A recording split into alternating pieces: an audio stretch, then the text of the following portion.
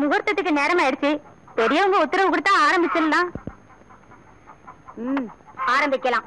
நீராறும் கடலுடுத்த நிலமடந்தை எழிலொழுகும் தீராறும் வதனமென திகழ்பரத கண்டமதில் தெக்கணமும் அதில் சிறந்த திராவிடனல் திருநாடும் அத்திலக வாசனை போல் அனைத்துலகும் இன்பமுற தக்க திரு பிறை முதலும் தரித்தனரும் திலகமுமே எத்திசையும் புகழ் மணக்க இருந்த மந்திரெல்லாம் சரியா சொல்றாரா?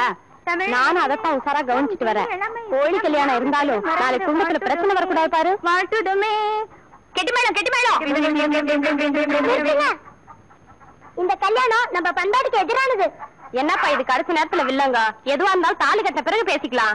தாலி கட்டினதுக்கு அப்புறம் பேசுறதுக்கு ஒண்ணுமே இல்ல. என்னடா டிங்கு திடீர்னு வந்து கலாட்டம் பண்ற?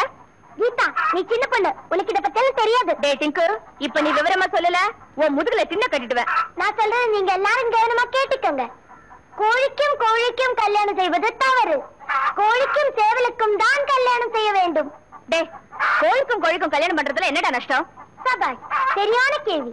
கோழிக்கும் கோழிக்கும் கல்யாணம் செய்தால் முட்டை கிடைக்காது. கோழிக்கும் சேவலுக்கும் கல்யாணம் செய்தால் முட்டை கிடைக்கும். ஓஹோ, நீ சொல்றது பார்த்தா முட்டைக்காக தான் கல்யாணம் நடக்குது போல இருக்க. ஆமா, முட்டைக்காக தான் கல்யாணம். இல்ல, கல்யாணத்துக்காக தான் முட்டை. இல்ல, முட்டைக்காக தான் கல்யாணம். நான் சொல்றதா சரி. நான் சொல்றதா சரி. இல்ல, நான் சொல்றதா உண்மை. நான் சொல்றதா சரி.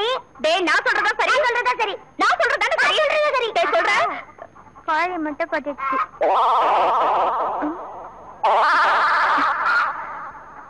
என்னங்கடாது? கோழிக்கு இப்பதான் கல்யாணம் நடக்க போகுது, அதுக்குள்ள எப்படி முட்டை? நிச்சயமாக இதுக்கு ஒரு சேவல் தான் காரணமாக இருக்க முடியும். யார் அந்த சேவல்?